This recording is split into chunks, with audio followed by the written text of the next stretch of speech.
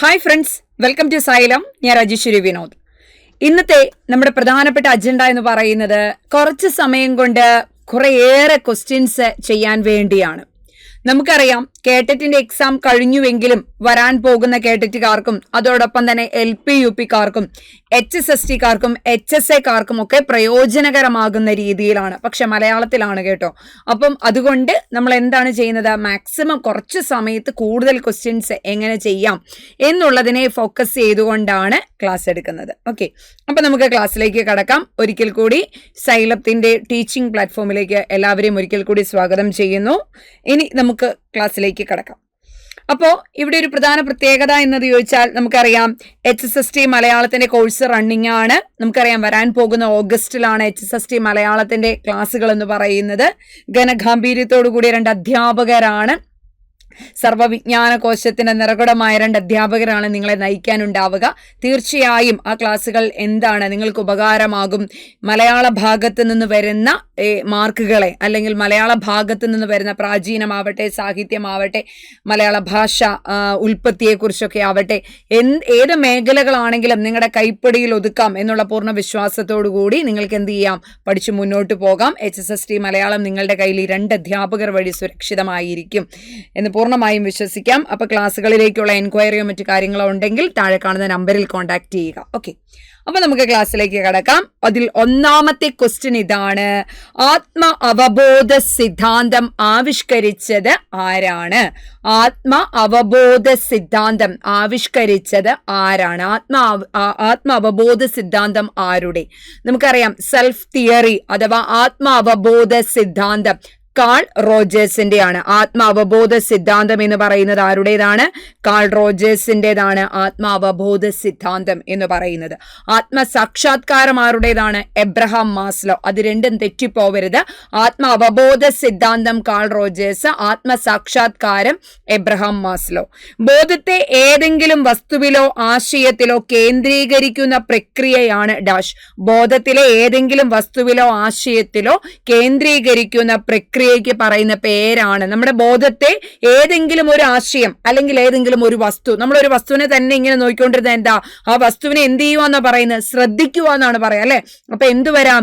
ബോധത്തെ ഏതെങ്കിലും വസ്തുവിലോ ആശയത്തിലോ കേന്ദ്രീകരിക്കുന്ന പ്രക്രിയയാണ് ശ്രദ്ധ എന്ന് പറയുന്നത്. ഓക്കെ, സെറ്റ് അല്ലേ? അടുത്തത്, അതീത ചിന്ത എന്ന ആശയം മുന്നോട്ട് വെച്ചത് ആരാണ്? അതീത ചിന്ത എന്ന ആശയം മുന്നോട്ട് വെച്ചത് ജോൺ H. ഫ്ലേവൽ ആണ്.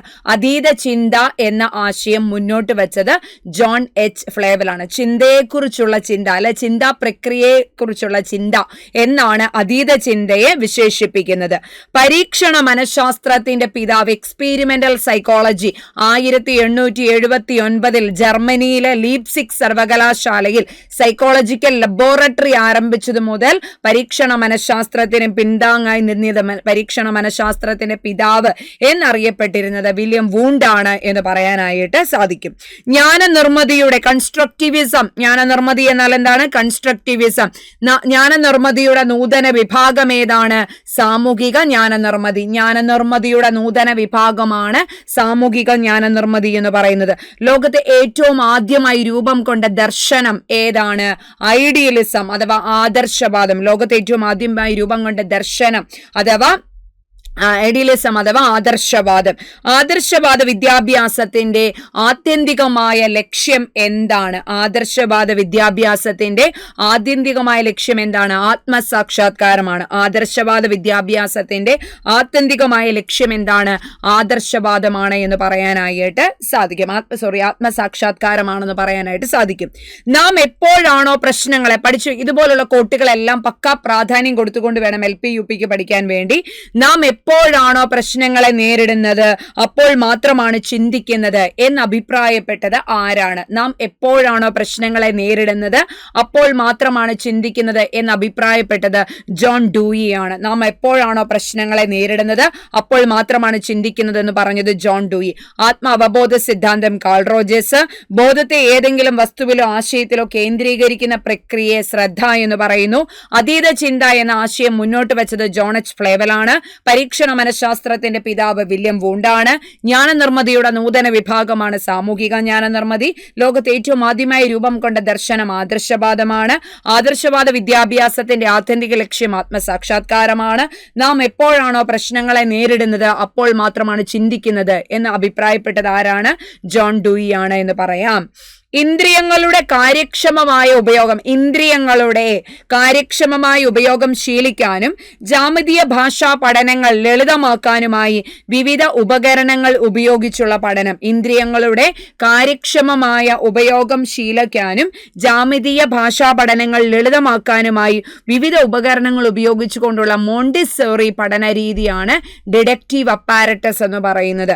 ഇന്ദ്രിയങ്ങളുടെ കാര്യക്ഷമമായ ഉപയോഗിക്കാനും ഉപയോഗം ശീലിക്കാനും ജാമിതീയ ഭാഷാ പഠനങ്ങൾ എളുപ്പമാക്കാനുമുള്ള, ചിലപ്പോൾ എക്സാമിൽ മോണ്ടിസോറി എന്ന് വന്നേക്കാം, ചിലപ്പോൾ ഈ രീതിയിൽ തന്നെ ഉപകരണങ്ങൾ ഉപയോഗിച്ചുകൊണ്ടുള്ള പഠനം ആണ് ഡിഡക്റ്റീവ് അപ്പാരറ്റസ് എന്ന് പറയുന്നത്.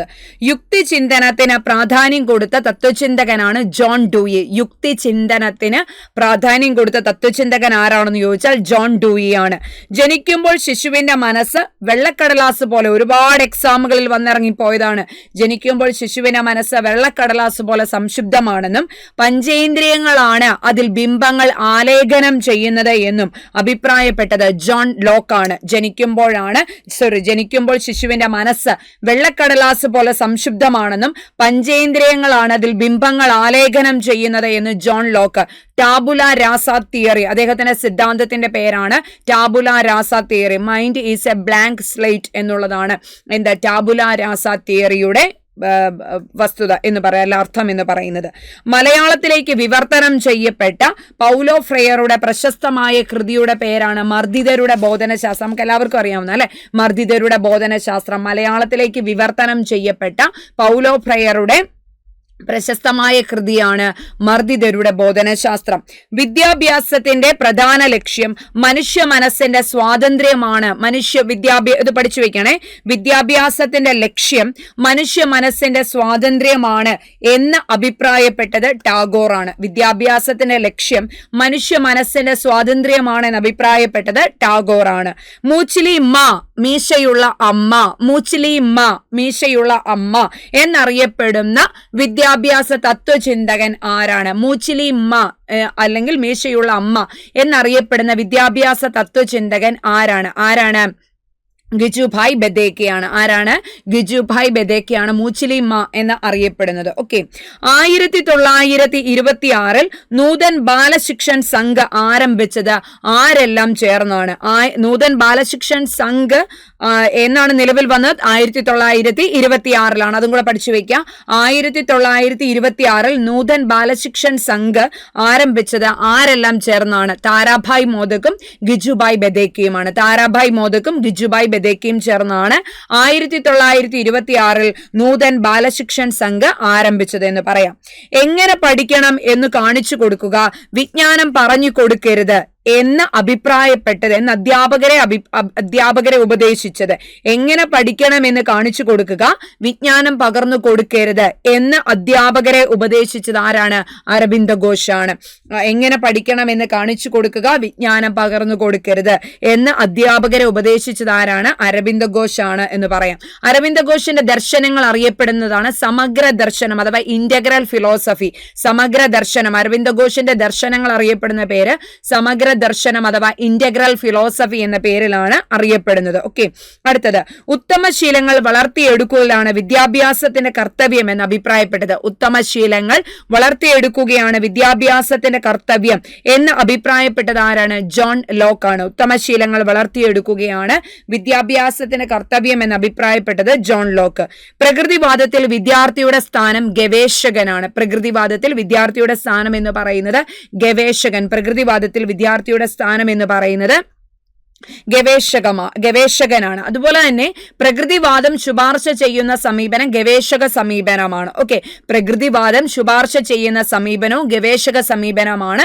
പ്രകൃതിവാദ പഠനത്തിൽ കുട്ടിയുടെ സ്ഥാനം എവിടെയാണ്? ഗവേഷകന്റെ സ്ഥാനമാണ് എന്നുള്ളത് പഠിച്ചു വയ്ക്കുക. പ്ലേറ്റോ സ്ഥാപിച്ച വിദ്യാലയത്തിന്റെ പേരാണ് അക്കാദമി. പ്ലേറ്റോ സ്ഥാപിച്ച വിദ്യാലയത്തെ സോക്രട്ടീസിന്റെ ഓർമ്മയ്ക്ക് വേണ്ടി അദ്ദേഹം സ്ഥാപിച്ച വിദ്യാലയമാണ് അക്കാദമി എന്ന് അറിയപ്പെടുന്നത്. ആദർശവാദത്തിന്റെ വിദ്യാഭ്യാസ മാധ്യമം ആദർശവാദത്തിന്റെ വിദ്യാഭ്യാസ മാധ്യമം എന്താണ്? മാതൃഭാഷയാണ്. ആദർശവാദത്തിന്റെ വിദ്യാഭ്യാസ മാധ്യമം എന്ന് പറയുന്നത് മാതൃഭാഷയാണ്. അബോധ മനസ്സിന്റെ ചോദനകളാണ് ചിന്തയിലൂടെയും വ്യവഹാരങ്ങളിലൂടെയും പുറത്തു വരുന്നത് എന്ന് പറഞ്ഞത് ആരാണ്? സിഗ്മണ്ട് ഫ്രോയിഡ് ആണ്. നമുക്കറിയാവുന്ന അബോധ മനസ്സിന്റെ ചോദനകളാണ് ചിന്തയിലൂടെയും വ്യവഹാരങ്ങളിലൂടെയും പുറത്തു വരുന്നത് എന്ന് വാദിച്ചത് സിഗ്മണ്ട് ഫ്രോയിഡ് ആണ്. ഒന്നുകൂടെ, ഇന്ദ്രിയങ്ങളുടെ കാര്യക്ഷമമായ ഉപയോഗം ശീലിക്കാനും ജാമിതീയ ഭാഷാ പഠനങ്ങൾ ലളിതമാക്കാനുമായി വിവിധ ഉപകരണങ്ങൾ ഉപയോഗിച്ചുള്ള മോണ്ടിസോറിയൻ പഠന രീതിയാണ് ഡിഡക്റ്റീവ് അപ്പാരറ്റസ് എന്ന് പറയുന്നത്. യുക്തി ചിന്തനത്തിന് പ്രാധാന്യം കൊടുത്ത തത്വചിന്തകനാണ് ജോൺ ഡൂയി എന്ന് പറയുന്നത്. ജനിക്കുമ്പോൾ ശിശുവിന്റെ മനസ്സ് വെള്ളക്കടലാസ് പോലെ സംശുദ്ധമാണെന്നും പഞ്ചേന്ദ്രിയങ്ങളാണ് അതിൽ ബിംബങ്ങൾ ആലേഖനം ചെയ്യുന്നതെന്ന് അഭിപ്രായപ്പെട്ടതും ജോൺ ലോക്കാണ്. അദ്ദേഹത്തിന്റെ തിയറി ടാബുല രാസ തിയറി. മലയാളത്തിലേക്ക് വിവർത്തനം ചെയ്യപ്പെട്ട പൗലോ ഫ്രയറുടെ പ്രശസ്തമായ കൃതിയാണ് മർദ്ദിതരുടെ ബോധനശാസ്ത്രം. വിദ്യാഭ്യാസത്തിന്റെ ലക്ഷ്യം മനുഷ്യ മനസ്സിന്റെ സ്വാതന്ത്ര്യമാണെന്ന് പറഞ്ഞത് ടാഗോർ ആണ്. മൂച്ചിലി മാ എന്നറിയപ്പെടുന്ന ഗിജുഭായ് ബെദേക്കയാണ്. 1926 നൂതൻ ബാലശിക്ഷൻ സംഘ് ആരംഭിച്ചത് താരാഭായ് മോദക്കും ഗിജുഭായ് ബെദേക്കയും ചേർന്നാണ്. എങ്ങനെ പഠിക്കണമെന്ന് കാണിച്ചു കൊടുക്കുക, വിജ്ഞാനം പകർന്നു കൊടുക്കരുത് എന്ന് അധ്യാപകരെ ഉപദേശിച്ചത് അരബിന്ദ ഘോഷാണ്. ഉത്തമശീലങ്ങൾ വളർത്തിയെടുക്കുകയാണ് വിദ്യാഭ്യാസത്തിന്റെ കർത്തവ്യം എന്ന് അഭിപ്രായപ്പെട്ടത് ജോൺ ലോക്കാണ്. ഉത്തമശീലങ്ങൾ വളർത്തിയെടുക്കുകയാണ് വിദ്യാഭ്യാസത്തിന്റെ ലക്ഷ്യം എന്ന് അഭിപ്രായപ്പെട്ടത് ജോൺ ലോക്കാണ്. പ്രകൃതിവാദത്തിൽ വിദ്യാർത്ഥിയുടെ സ്ഥാനം ഗവേഷകനാണ്. പ്ലേറ്റോ സ്ഥാപിച്ച വിദ്യാലയം അറിയപ്പെടുന്നത് അക്കാദമി എന്നാണ്. ആദർശവാദത്തിൽ വിദ്യാഭ്യാസ മാധ്യമം എന്ന് പറയുന്നത് മാതൃഭാഷയാണ്. അബോധ മനസ്സിന്റെ ചോദനകളാണ് ചിന്തയിലൂടെയും വ്യവഹാരങ്ങളിലൂടെയും പുറത്തു വരുന്നത് എന്ന് സിദ്ധാന്തിച്ചത് സിഗ്മണ്ട് ഫ്രോയിഡ് ആണ് എന്ന് പറയാം. ഗസ്റ്റാൾട്ട് എന്ന ജർമ്മൻ പദത്തിന്റെ അർത്ഥം സമഗ്ര രൂപം, സാകല്യ രൂപം, കോൺഫിഗറേഷൻ എന്നാണ്. ഗസ്റ്റാൾട്ട് എന്ന ജർമ്മൻ പദത്തിന്റെ അർത്ഥം സമഗ്ര രൂപം, സാകല്യ രൂപം, കോൺഫിഗറേഷൻ എന്നാണ്. കോർണൽ സർവകലാശാലയിൽ മനഃശാസ്ത്ര പരീക്ഷണങ്ങൾക്ക് നേതൃത്വം നൽകിയ വില്യം വൂണ്ടിന്റെ ശിഷ്യൻ ആരാണ്? E.B. ടിച്ചനർ ആണ്. കോർണൽ ഈ വില്യം വൂണ്ടിന്റെ ശിഷ്യൻ എന്ന് കേൾക്കുമ്പോൾ നമുക്കറിയാം അദ്ദേഹത്തിന്റെ ശിഷ്യൻ E.B. ടിച്ചനറിനെയാണ് പുസ്തകങ്ങളിൽ മെൻഷൻ ചെയ്തിട്ടുള്ളത് അല്ലെ. അപ്പൊ കോർണൽ സർവകലാശാലയിൽ മനഃശാസ്ത്ര പരീക്ഷണങ്ങൾക്ക് നേതൃത്വം നൽകിയ വില്യം വൂണ്ടിന്റെ ശിഷ്യൻ ആരാണെന്ന് ചോദിച്ചാൽ ആരെന്ന് പറയാം? E.B. ടിച്ചനർ ആണെന്ന് പറയാം. കുട്ടി സ്വയം അറിവ് നിർമ്മിക്കുന്നു എന്ന് വാദിക്കുന്ന സിദ്ധാന്തം ഏതാണ്? കുട്ടി സ്വയം അറിവ് നിർമ്മിക്കുന്നു എന്ന് വാദിക്കുന്ന സിദ്ധാന്തം ജ്ഞാനനിർമ്മിതിവാദമാണ്. കുട്ടി സ്വയം അറിവ് നിർമ്മിക്കുന്നു എന്ന് പറയുന്നത് ജ്ഞാനനിർമ്മിതിവാദത്തിലാണ്. മാസ്ലോയുടെ ഏറ്റവും പ്രസിദ്ധമായ സിദ്ധാന്തമാണ് ആവശ്യങ്ങളുടെ ശ്രേണി. മാസ്ലോയുടെ ഏറ്റവും പ്രസിദ്ധമായ സിദ്ധാന്തം ഏതാണ്? ആവശ്യങ്ങളുടെ ശ്രേണി. സ്വത്ത് സാക്ഷാത്കാര സിദ്ധാന്തം ആവിഷ്കരിച്ചത് ആവശ്യങ്ങളുടെ ശ്രേണിയുടെ മറ്റു രണ്ട് പേരുകളാണ് ആത്മസാക്ഷാത്കാര സിദ്ധാന്തവും സ്വത്ത് സാക്ഷാത്കാര സിദ്ധാന്തവും. അപ്പൊ സ്വത്ത് സാക്ഷാത്കാര സിദ്ധാന്തം ആരുടേതാണ്? എബ്രഹാം മാസ്ലോയുടേതാണ്. സ്വത്ത് സാക്ഷാത്കാര സിദ്ധാന്തം ആരുടേതാണ്? എബ്രഹാം മാസ്ലോയുടേതാണ്. 3 വയസ്സ് മുതൽ 10 വയസ്സ് വരെയുള്ള കുട്ടികളുടെ വ്യക്തിത്വം അളക്കാൻ ഉപയോഗിക്കുന്ന ശോധകമാണ് ഏതാണ്? ചിൽഡ്രൻ അപ്പർസെപ്ഷൻ ടെസ്റ്റ്, ബാലക സംപ്രത്യക്ഷണ പരീക്ഷ എന്നാണ് പറയുക. ബാലക സംപ്രത്യക്ഷണ പരീക്ഷ 3 മുതൽ 10 വയസ്സ് വരെയുള്ള കുട്ടികളുടെ വ്യക്തിത്വം അളക്കാനായി ഉപയോഗിക്കുന്ന ശോധകമാണ് ബാലക സംപ്രത്യക്ഷണ പരീക്ഷ എന്നറിയപ്പെടുന്നത്. വിക്ഷേപണ തന്ത്രത്തിൽ കാരണവർ സ്ഥാനം, ഗ്രാൻഡ് ഫാദർ സ്ഥാനം വഹിക്കുന്നത് ആരാണ്? വിക്ഷേപണ തന്ത്രത്തിൽ കാരണവർ സ്ഥാനം, വിക്ഷേപണ തന്ത്രത്തിലെ കാരണവർ സ്ഥാനം ആരുടേതാണ് എന്ന് ചോദിച്ചാൽ റോഷാക്ക് മഷിയോപ്പ് പരീക്ഷയ്ക്കാണ്. ഓക്കെ, വിക്ഷേപണ തന്ത്രം പ്രൊജക്റ്റീവ് ടെക്നിക്കില് ഇന്നലെ ഞാൻ ഈ ചോദ്യം ക്ലാസ്സിൽ ചോദിച്ചപ്പോൾ കുട്ടികൾ പറഞ്ഞ ആത്മപരിശോധന രീതി, അത് മനഃശാസ്ത്ര പഠന രീതി എവിടെ എടുത്തു ചോദിച്ചിട്ടുണ്ട്? വിക്ഷേപണ തന്ത്രം അഥവാ പ്രൊജക്റ്റീവ് ടെക്നിക്ക് എന്ന് ചോദിച്ചിട്ടുണ്ട് കേട്ടോ. അപ്പൊ പ്രൊജക്റ്റീവ് വിക്ഷേപണ തന്ത്രത്തിൽ കാരണവർ സ്ഥാനം ആർക്കാണെന്ന് ചോദിച്ചാൽ ആർക്കെന്ന് പറയാം നമുക്ക്? റോഷാക്ക് മഷിയോപ്പ് പരീക്ഷയ്ക്കാണ്. ഗസ്റ്റാൾട്ട് എന്ന ജർമ്മൻ പദത്തിന്റെ അർത്ഥം ഏതാണ്? സാകല്യ രൂപം, സമഗ്ര രൂപം, കോൺഫിഗറേഷൻ. കോർണൽ സർവകലാശാലയിൽ മനഃശാസ്ത്ര പരീക്ഷണങ്ങൾക്ക് നേതൃത്വം നൽകിയ വില്യം വൂണ്ടിന്റെ ശിഷ്യൻ ആരായിരുന്നു? E.B. ടിച്ചനർ ആയിരുന്നു. കുട്ടി സ്വയം അറിവ് നിർമ്മിക്കുന്നു എന്ന് വാദിക്കുന്ന സിദ്ധാന്തം ജ്ഞാനനിർമ്മിതി. മാസ്ലോയുടെ ഏറ്റവും പ്രസിദ്ധമായ സിദ്ധാന്തം ആവശ്യങ്ങളുടെ ശ്രേണി. സ്വത്ത് സാക്ഷാത്കാര സിദ്ധാന്തം എബ്രഹാം മാസ്ലോ. 3 മുതൽ 10 വയസ്സ് വരെയുള്ള കുട്ടികളുടെ വ്യക്തിത്വം അളക്കാനായി ഉപയോഗിക്കുന്നതാണ് ബാലക സംപ്രത്യക്ഷണ പരീക്ഷ. വിക്ഷേപണ തന്ത്രത്തിൽ കാരണവർ സ്ഥാനം റോഷാക്ക് മഷിയൊപ്പ് പരീക്ഷകൾക്കാണ്.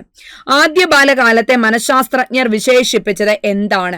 സംഘബന്ധ പൂർവ്വകാലം, പ്രീ ഗാങ് ഏജ് എന്നാണ് ആദ്യകാല ബാല്യത്തെ മനഃശാസ്ത്രജ്ഞർ വിശേഷിപ്പിച്ചത് സംഘബന്ധ പൂർവ്വകാലം എന്നാണ്. ജീവിതഘട്ടത്തിലെ ഏറ്റവും ദൈർഘ്യമേറിയ ഘട്ടമാണ് പ്രായപൂർത്തി. ജീവിതഘട്ടത്തിലെ ഏറ്റവും ദൈർഘ്യമേറിയ ഘട്ടമാണ് പ്രായപൂർത്തി എന്നറിയപ്പെടുന്നത്. 20 വയസ്സ് മുതൽ 60 വയസ്സ് വരെയുള്ള കാലഘട്ടമാണ്. പിയാഷെയുടെ ഏതു വികസന ഘട്ടത്തിലാണ് ശിശു വസ്തുസ്ഥൈര്യം ആർജിക്കുന്നത്? ഒബ്ജക്റ്റ് പെർമനൻസ് അഥവാ വസ്തുസ്ഥൈര്യം ആർജിക്കുന്നത്, തുടങ്ങുന്നതും ആർജിക്കുന്നതുമൊക്കെ ഇന്ദ്രിയ ചാലക ഘട്ടത്തിൽ. പിയാഷെയുടെ ഏത് വികസന ഘട്ടത്തിലാണ് ശിശു വസ്തുസ്ഥൈര്യം ആർജിക്കുന്നത്? ഇന്ദ്രിയ ചാലക ഘട്ടത്തിലാണ്. കുട്ടികളുടെ വൈകാരിക വികാസത്തെക്കുറിച്ച് ശാസ്ത്രീയമായി പഠിച്ച മനഃശാസ്ത്രജ്ഞ ആരാണ്? കാതറിൻ ബ്രിഡ്ജ് ആണ്. കാതറിൻ ബ്രിഡ്ജ് ആണ്. താൻ ഉൾപ്പെട്ട സംഘത്തിന് സ്വീകാര്യനായ അംഗമായി തീരാൻ ആവശ്യമായ മനോഭാവങ്ങളും മൂല്യങ്ങളും ആർജിക്കാൻ ശിശുവിനെ പ്രാപ്തനാക്കുന്ന വികസന പ്രക്രിയയാണ് സാമൂഹിക വികസനം എന്ന് പറയുന്നത്. താൻ ഉൾപ്പെട്ട സംഘത്തിന് സ്വീകാര്യനായ അംഗമായി തീരാൻ എന്റെ ശേഷികളെയും നൈപുണികളെയും ഒക്കെ ആർജിക്കാൻ ശിശുവിനെ പ്രാപ്തനാക്കുന്നതാണ് സാമൂഹിക വികാസം എന്ന് പറയുന്നത്. ജനറ്റിക് എപ്പിസ്റ്റമോളജിയാണ്.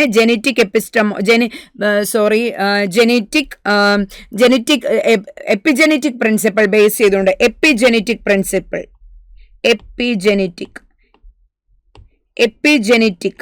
എപ്പിജെനറ്റിക് പ്രിൻസിപ്പിൾ അടിസ്ഥാനമാക്കിയുള്ള സിദ്ധാന്തം ആരുടേതാണ്?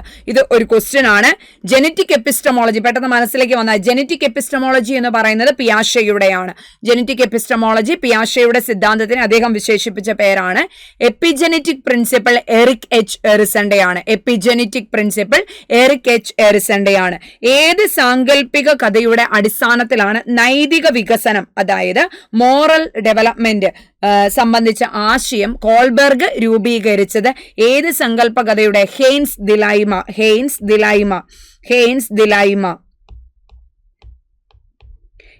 ദിലൈമ എന്ന സാങ്കല്പിക കഥയുടെ അടിസ്ഥാനത്തിലാണ് നൈതിക വികസനം സംബന്ധിച്ച ആശയം കോൾബർഗ് രൂപീകരിച്ചത്. ആദ്യകാല ബാല്യത്തെ മനഃശാസ്ത്രജ്ഞർ വിശേഷിപ്പിച്ചത് സംഘബന്ധ പൂർവ്വകാലം. ജീവിതഘട്ടത്തിലെ ഏറ്റവും ദൈർഘ്യമേറിയ ഘട്ടം പ്രായപൂർത്തി. പിയാഷെയുടെ ഏത് വികസന ഘട്ടത്തിലാണ് ശിശു വസ്തുസ്ഥൈര്യം ആർജിക്കുന്നത്? ഒബ്ജക്റ്റ് പെർമനൻസ്, ഇന്ദ്രിയ ചാലക ഘട്ടം. കുട്ടിയുടെ വൈകാരിക വികാസത്തെക്കുറിച്ച് ശാസ്ത്രീയമായി പഠിച്ചത് കാതറിൻ ബ്രിഡ്ജ് ആണ്. താൻ ഉൾപ്പെട്ട സംഘത്തിന് സ്വീകാര്യമായ അംഗമായി തീരാൻ ആവശ്യമായ മനോഭാവങ്ങളും മൂല്യങ്ങളും നൈപുണികളും ആർജിക്കുന്ന പ്രക്രിയ എന്തെന്ന് പറയാം? സാമൂഹിക വികസനം എന്ന് പറയാം. എപ്പിജെനറ്റിക് പ്രിൻസിപ്പിൾ അടിസ്ഥാനമാക്കിയുള്ള സിദ്ധാന്തം ആരുടേതാണ്? എറിക് എച്ച് എറിസണ്ടേതാണ്. ഏത് സാങ്കല്പിക കഥയുടെ അടിസ്ഥാനത്തിലാണ് നൈതിക വികാസം സിദ്ധാന്തം ആവിഷ്കരിച്ചത്? Heinz dilemma, Lawrence Kohlberg, Heinz dilemma. അടുത്തത്, മിന്നസോട്ട മാനുവൽ ഡെക്സ്റ്റിരിറ്റി ടെസ്റ്റ് ഒരു ഡാഷ് ആണ്. മിന്നസോട്ട മാനുവൽ ഡെക്സ്റ്റിരിറ്റി ടെസ്റ്റ് ഒരു ഡാഷ് ആണ്. എന്താണ്? അഭിരുചി ശോധകമാണ്. മിന്നസോട്ട മാനുവൽ ഡെക്സ്റ്റിരിറ്റി ടെസ്റ്റ് അഭിക്ഷമതാ ശോധകം അല്ലെങ്കിൽ അഭിരുചി ശോധകം എന്ന് പറയാം. ആന്തരിക അഭിപ്രേരണയ്ക്ക് അടിസ്ഥാനം എന്താണ്? നൈസർഗിക വാസനയാണ്. കാരണം ഇനേറ്റ് ആയിട്ടുള്ള കാര്യമാണ് ആന്തരിക അഭിപ്രേരണ. അപ്പൊ നൈസർഗിക വാസനയാണ് എന്തിന്? ആന്തരിക അഭിപ്രേരണയ്ക്ക് അടിസ്ഥാനം എന്ന് പറയുന്നത് നൈസർഗിക വാസനയാണ്. നേടാനുള്ള അഭിപ്രേരണ സിദ്ധാന്തം ആരുടേതാണ്? മക്ലെലൻഡിന്റേതാണ്. മക്ലെലൻഡ് 1951 മക്ലെലൻഡ് ആണ് നേടാനുള്ള അഭിപ്രേരണ സിദ്ധാന്തം ആവിഷ്കരിച്ചത് എന്ന് പറയാം. മാനസിക സംഘർഷം രണ്ട് ലക്ഷ്യങ്ങളുടെ സംഘടനമാണ്. മാനസിക സംഘർഷം 2 ലക്ഷ്യങ്ങളുടെ സംഘടനമാണ്. അതായത് കോൺഫ്ലിക്റ്റ്, മാനസിക സംഘർഷം എന്നാൽ കോൺഫ്ലിക്റ്റ്, അത് 2 ലക്ഷ്യങ്ങളുടെ സംഘടനമാണ് എന്ന് അഭിപ്രായപ്പെട്ടത് കർട്ട് ലെവിൻ. മാനസിക സംഘർഷം 2 ലക്ഷ്യങ്ങളുടെ സംഘടനമാണെന്ന് അഭിപ്രായപ്പെട്ടത് കർട്ട് ലെവിൻ ആണ്. മക്കളില്ലാത്ത ഒരു വ്യക്തി സാമൂഹിക സേവന പ്രവർത്തനങ്ങളിലൂടെ, നിങ്ങളിപ്പോൾ ഉത്തരം മനസ്സിൽ പറഞ്ഞിട്ടുണ്ടാവും, തന്റെ നിരാശ ഒഴിവാക്കുന്നതിന് ഉദാഹരണമാണ് ഉദാത്തീകരണം അഥവാ സബ്ലിമേഷൻ എന്ന് പറയുന്നു. മക്കളില്ലാത്ത ഒരു വ്യക്തി സാമൂഹിക സേവന പ്രവർത്തനങ്ങളിലൂടെ തന്റെ നിരാശ ഒഴിവാക്കുന്നുവെങ്കിൽ അത്തരം സമായോജന തന്ത്രമാണ് ഉദാത്തീകരണം അഥവാ സബ്ലിമേഷൻ സബ്ലിമേഷൻ, ഉദാത്തീകരണം എന്ന ആശയം കൊണ്ടുവന്നത് സിഗ്മണ്ട് ഫ്രോയിഡ് ആണ്. ഇനി വിഷമ പ്രശ്നങ്ങൾ നേരിടുമ്പോൾ കണ്ടില്ല എന്ന് നടിക്കാനുള്ള പ്രവണതയാണ് ഒട്ടകപക്ഷി മനോഭാവം അഥവാ ഓസ്ട്രിച്ച് മെത്തേഡ്. വിഷമ പ്രശ്നങ്ങൾ നേരിടുമ്പോൾ കണ്ടില്ലെന്ന് നടിക്കാനുള്ള പ്രവണതയാണ് ഒട്ടകപക്ഷി മനോഭാവം എന്ന് പറയുന്നത്. മോഹഭംഗത്തിൽ നിന്ന് രൂപപ്പെട്ടു വന്ന സമായോജന തന്ത്രമാണ് ആക്രമണം. ആക്രമണം എന്ന് പറയുന്നു. ഉദാത്തീകരണം എന്ന ആശയം കുറച്ചു മുമ്പ് ഞാൻ പറഞ്ഞു. ഉദാത്തീകരണം എന്ന ആശയം സംഭാവന ചെയ്ത ആരാ? ഫ്രോയിഡ് ആണ്, സിഗ്മണ്ട് ഫ്രോയിഡ് ആണ് ഉദാത്തീകരണം എന്ന ആശയം സംഭാവന ചെയ്തത്. സ്വഭാവ പഠനത്തിന്റെ ആദ്യകാല രീതിയാണ് നിരീക്ഷണ പഠനം. ഒന്നുകൂടെ, മിന്നസോട്ട മാനുവൽ ഡെക്സ്റ്ററിറ്റി ടെസ്റ്റ് അഭിരുചി ശോധകം അഥവാ അഭിക്ഷമതാ ശോധകം. ആന്തരിക അഭിപ്രേരണയ്ക്ക് അടിസ്ഥാനം നൈസർഗിക വാസനകളാണ്. നേടാനുള്ള അഭിപ്രേരണാ സിദ്ധാന്തം മക്ലെലൻഡിന്റേതാണ്. മാനസിക സംഘർഷം 2 ലക്ഷ്യങ്ങളുടെ സംഘടനമാണ്. ആരുടെ വാക്കുകൾ? കർട്ട് ലെവിന്റെ വാക്കുകൾ. മക്കളില്ലാത്ത ഒരു വ്യക്തി സാമൂഹിക സേവന പ്രവർത്തനങ്ങളിലൂടെ തന്റെ നിരാശ ഒഴിവാക്കുന്നു. അതിന് ഉദാഹരണം എന്താണ് എന്ന് ചോദിച്ചാൽ ഉദാത്തീകരണമാണ്, സമായോജന തന്ത്രം. വിഷമ പ്രശ്നങ്ങൾ നേരിടുമ്പോൾ കണ്ടില്ലെന്ന് നടിക്കാനുള്ള പ്രവണതയാണ് ഒട്ടകപക്ഷി മനോഭാവം. മോഹഭംഗത്തിൽ നിന്ന് രൂപപ്പെട്ടു വന്ന സമായോജന തന്ത്രമാണ് ആക്രമണം. ഉദാത്തീകരണം എന്ന ആശയം സംഭാവന ചെയ്തത് സിഗ്മണ്ട് ഫ്രോയിഡ് ആണ്. സ്വഭാവ പഠനത്തിന്റെ ആദ്യകാല രീതി നിരീക്ഷണ പഠനമാണ് എന്ന് പറയാം. ഇനി അടുത്തതാണ് മനഃശാസ്ത്ര പഠന രീതികളിൽ ഏറ്റവും ശാസ്ത്രീയവും വസ്തുനിഷ്ഠവുമായ രീതി പരീക്ഷണ രീതി. മനഃശാസ്ത്ര പഠന രീതികളിൽ ഏറ്റവും ശാസ്ത്രീയവും വസ്തുനിഷ്ഠവുമായ രീതി ഏതാണെന്ന് ചോദിച്ചാൽ പരീക്ഷണ രീതി എന്ന് പറയാം. മനഃശാസ്ത്ര പഠന രീതികളിൽ ഏറ്റവും ശാസ്ത്രീയവും വസ്തുനിഷ്ഠവുമായ രീതി ഏതാണെന്ന് ചോദിച്ചാൽ പരീക്ഷണ രീതി. സാമൂഹിക ബന്ധ പരിശോധനാ രീതി വികസിപ്പിച്ചെടുത്തത് സോഷ്യോമെട്രി ആരുടേതാ? ജെഎൽ മൊറീനോയുടെയാണ്. സാമൂഹിക ബന്ധ പരിശോധനാ രീതി വികസിപ്പിച്ചത് ജെഎൽ മൊറീനോ ആണ്. കുട്ടികളുടെ അവിചാരിതമായ പ്രതികരണങ്ങളും സവിശേഷതകളും രേഖപ്പെടുത്തി വയ്ക്കുന്ന റെക്കോർഡ്, അവിചാരിതമായ സംഭവങ്ങൾ രേഖപ്പെടുത്തി വയ്ക്കുന്നതാണ് ഉപാഖ്യാന രേഖ അഥവാ അനക്ഡോട്ടൽ റെക്കോർഡ് എന്ന് പറയുന്നു. ഓക്കെ, അല്ലെങ്കിൽ സംഭവ വിവരണ രേഖ എന്ന് പറയാം. ഓക്കെ, ഇനി ക്രിയാഗവേഷണം ആവിഷ്കരിച്ചത് ആരാണ്? ക്രിയാഗവേഷണം ആവിഷ്കരിച്ചത് സ്റ്റീഫൻ എം കോറിയാണ്. Stephen M Corey. ഓരോ കുട്ടിയും ഓരോ ക്ലാസ്സിലും നേടേണ്ട ആവശ്യശേഷികൾ നിശ്ചയിച്ച് ഉറപ്പുവരുത്തുന്ന പദ്ധതി. അത് ഓരോ കുട്ടിയും ഓരോ ക്ലാസ്സിലും നേടേണ്ട ആവശ്യശേഷികൾ, ഉത്തരം അവിടെ ഉണ്ട്, ആവശ്യശേഷികൾ നിശ്ചയിച്ച് ഉറപ്പുവരുത്തുന്നതാണ് ആവശ്യ പഠന നിലവാരം അഥവാ minimum level of learning MLL എന്ന് പറയുന്നത്. ഓരോ കുട്ടിയും ഓരോ ക്ലാസ്സിലും നേടേണ്ട ആവശ്യശേഷികൾ നിശ്ചയിച്ച് ഉറപ്പുവരുത്തുന്നതാണ് ആവശ്യ പഠന നിലവാരം അഥവാ MLL എന്ന് പറയുന്നത്. 1 മുതൽ 4 വരെ ക്ലാസ്സിലെ വിദ്യാഭ്യാസ ഗുണനിലവാരം ഉയർത്തുന്നതിനുള്ള കേന്ദ്ര ആവിഷ്കൃത പദ്ധതി 1994 നിലവിൽ വന്നു. 2001 സർവശിക്ഷ അഭിയാനിൽ SSAയിൽ ലയിച്ചു. പദ്ധതി ഏതാ? DPEP, district primary education programme. 1 മുതൽ 4 വരെ ക്ലാസ്സിലെ വിദ്യാഭ്യാസ ഗുണനിലവാരം ഉയർത്തുന്നതിനു വേണ്ടി വന്ന കേന്ദ്ര ആവിഷ്കൃത പദ്ധതിയാണ് DPEP എന്ന് പറയുന്നത്. കുട്ടിക്ക് അഭിരുചിയുള്ള മേഖല കണ്ടെത്തി സ്കൂൾ പഠനകാലത്ത് തന്നെ പരിശീലനവും പ്രോത്സാഹനവും നൽകുന്ന പദ്ധതി. കുട്ടിക്ക് അഭിരുചിയുള്ള മേഖല കണ്ടെത്തി സ്കൂൾ പഠനകാലത്ത് തന്നെ പരിശീലനവും പ്രോത്സാഹനവും നൽകുന്നതാണ് ടാലന്റ് ലാബ് എന്ന് പറയുന്നത്. Talent lab. കുട്ടിക്ക് അഭിരുചിയുള്ള മേഖല കണ്ടെത്തി സ്കൂൾ പഠനകാലത്ത് തന്നെ പരിശീലനവും പ്രോത്സാഹനവും നൽകുന്നതാണ് ടാലന്റ് ലാബ്. ഒന്നുകൂടെ, മനഃശാസ്ത്ര പഠന രീതികളിൽ ഏറ്റവും ശാസ്ത്രീയവും വസ്തുനിഷ്ഠവും പരീക്ഷണ രീതി. സാമൂഹിക ബന്ധ പരിശോധനാ രീതി വികസിപ്പിച്ച് ജെഎൽ മൊറീനോ. കുട്ടിയുടെ അവിചാരിതമായ പ്രതികരണങ്ങളും സവിശേഷതകളും രേഖപ്പെടുത്തി വയ്ക്കുന്ന റെക്കോർഡാണ് ഉപാഖ്യാന രേഖ. ക്രിയാഗവേഷണം സ്റ്റീഫൻ എം കോറി. ഓരോ കുട്ടിയും ഓരോ ക്ലാസ്സിലും നേടേണ്ട ആവശ്യശേഷികൾ നിശ്ചയിച്ച് ഉറപ്പുവരുത്തുന്നതാണ് ആവശ്യ പഠന നിലവാരം അഥവാ മിനിമം ലെവൽ ഓഫ് ലേണിംഗ് എന്ന് പറയുന്നത്. 1 മുതൽ 4 വരെ ക്ലാസ്സിലെ കുട്ടികളുടെ വിദ്യാഭ്യാസ ഗുണനിലവാരം ഉയർത്തുന്നതിന് വേണ്ടി വന്ന കേന്ദ്ര ആവിഷ്കൃത പദ്ധതിയാണ് DPEP. 1994 നിലവിൽ വന്നു. 2001 SSAയിൽ ലയിച്ചു. കുട്ടികൾക്ക് അഭിരുചിയുള്ള മേഖല കണ്ടെത്തി പഠനകാലത്ത് തന്നെ പരിശീലനവും പ്രോത്സാഹനവും നൽകുന്നതാണ് ഏതെന്ന് പറയുന്നത് ടാലന്റ് ലാബ് എന്ന് അറിയപ്പെടുന്നത്. പഠന പ്രക്രിയയുടെ ഭാഗമായി പ്രോജക്റ്റ് പ്രബന്ധം രചന. ഒരു പഠന മേഖലയുമായി അല്ലെ പഠന പ്രക്രിയയുമായി ബന്ധപ്പെടുത്തി നടത്തുന്ന വിലയിരുത്തലാണ് പോർട്ട്ഫോളിയോ വിലയിരുത്തൽ എന്ന് പറയുന്നത്. ഓക്കെ, പഠന പ്രക്രിയയുടെ ഭാഗമായി നടത്തുന്ന വിലയിരുത്തൽ, ആ കുട്ടിയുടെ പ്രോഡക്റ്റുകളുടെ വിലയിരുത്തലുകളെ പോർട്ട്ഫോളിയോ വിലയിരുത്തൽ എന്ന് പറയുന്നു. ഒരു വർഷത്തിന്റെ അവസാനത്തിലോ ഒരു ഏകകത്തിന്റെ അവസാനത്തിലോ നടത്തുന്ന മൂല്യനിർണ്ണയമാണ് ആത്യന്തിക മൂല്യനിർണ്ണയം. ഒരു വർഷത്തിന്റെ അവസാനത്തിലോ ഏകകം യൂണിറ്റ്, ഒരു യൂണിറ്റിന്റെ അവസാനമോ നടത്തുന്ന ടെസ്റ്റിനെ ആത്യന്തിക മൂല്യനിർണ്ണയം. സോ യൂണിറ്റ് ടെസ്റ്റ് എന്ന് പറയാം, ആത്യന്തിക മൂല്യനിർണ്ണയം എന്ന് പറയാനായിട്ട് സാധിക്കും. ഇപ്പോൾ പറയൂ പിന്നെ ചിന്തിക്കൂ എന്ന പ്രയോഗവുമായി ബന്ധപ്പെട്ടിരിക്കുന്ന തന്ത്രമാണ്, നമ്മുടെ സർഗഭാരതിയുമായി ബന്ധപ്പെട്ടതാണ് ബ്രെയിൻ സ്റ്റോമിങ്. ഇപ്പോൾ പറയൂ പിന്നെ ചിന്തിക്കൂ എന്ന പ്രയോഗവുമായി ബന്ധപ്പെട്ടിരിക്കുന്ന തന്ത്രമാണ് ബ്രെയിൻ സ്റ്റോമിങ്. ഇപ്പോൾ പറയൂ പിന്നെ ചിന്തിക്കൂ എന്ന പ്രയോഗവുമായി ബന്ധപ്പെട്ടിരിക്കുന്ന തന്ത്രമാണ് ബ്രെയിൻ സ്റ്റോമിങ്. ലബോറട്ടറി പദ്ധതി എന്നറിയപ്പെടുന്ന പദ്ധതി ഏതാ? ഡാൾട്ടൺ പദ്ധതി. ലബോറട്ടറി പദ്ധതി എന്നറിയപ്പെടുന്ന പദ്ധതിയാണ് ഡാൾട്ടൺ പദ്ധതി. ലബോറട്ടറി പദ്ധതി എന്നറിയപ്പെടുന്ന പദ്ധതിയാണ് ഡാൾട്ടൺ പദ്ധതി. ITH സ്കൂൾ ആരംഭിച്ചത് 2001. ITH സ്കൂൾ ആരംഭിച്ചത് 2001. അപ്പർ പ്രൈമറി ക്ലാസ്സുകളിലേക്കുള്ള ICT ആക്ടിവിറ്റി പുസ്തകങ്ങൾ അറിയപ്പെടുന്നത്, അപ്പർ പ്രൈമറി ക്ലാസ്സുകളിലേക്കുള്ള ICT ആക്ടിവിറ്റി പുസ്തകങ്ങൾ അറിയപ്പെടുന്നത് E@വിദ്യ എന്നാണ്. E@വിദ്യ എന്നാണ് അപ്പർ പ്രൈമറി ക്ലാസ്സുകളിലേക്കുള്ള ICT പുസ്തകങ്ങൾ അറിയപ്പെടുന്നത്. വിവരസാങ്കേതിക വിദ്യാ നിയമം ഇന്ത്യയിൽ നിലവിൽ വന്നത് എന്നാണ്? വിവരസാങ്കേതിക വിദ്യാ നിയമം 2000 ഒക്ടോബർ 17 ഇന്ത്യയിൽ നിലവിൽ വരുന്നത്. വിവരസാങ്കേതിക വിദ്യാ നിയമം 2000 ഒക്ടോബർ 17 നിലവിൽ വരുന്നു. അടുത്ത ക്വസ്റ്റ്യൻ, ശ്രദ്ധാവൈകല്യമാണ് ADHD. ശ്രദ്ധാവൈകല്യമാണ് ADHD.